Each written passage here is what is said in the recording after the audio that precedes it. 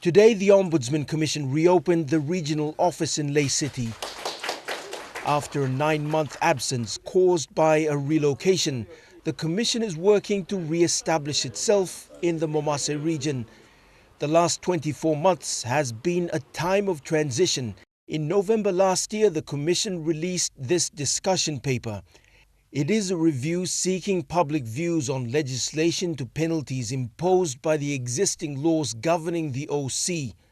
This is the first real attempt since 1976 to closely examine the weaknesses in the systems governing the Ombudsman Commission. The laws governing the Ombudsman Commission are quite old, and it was about time for them to be reviewed and refined. The paper brings to light long-held frustrations expressed by the public on various issues, including penalties served to offenders. In terms of the penalty which are currently in existence, they have not done enough to deter the misconduct behavior. In 1975, if you refused to give evidence to the Ombudsman Commission, or if you were in contempt of the Commission, you would have been fined 500 kina or be sent to jail for 3 months.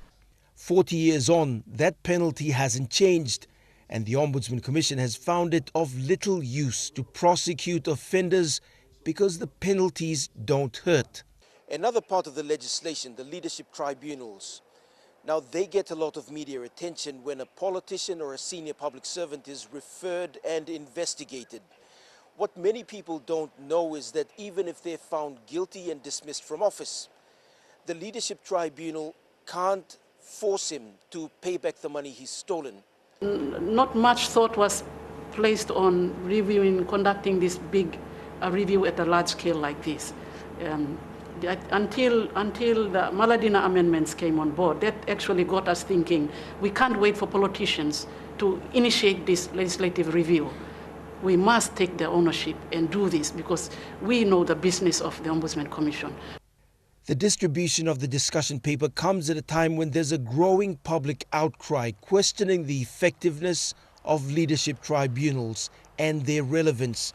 The general sentiment is that those who steal millions of kina in public funds should be treated the same as the criminal who robs a shop. Scott Waide, National EMTV News, Ley.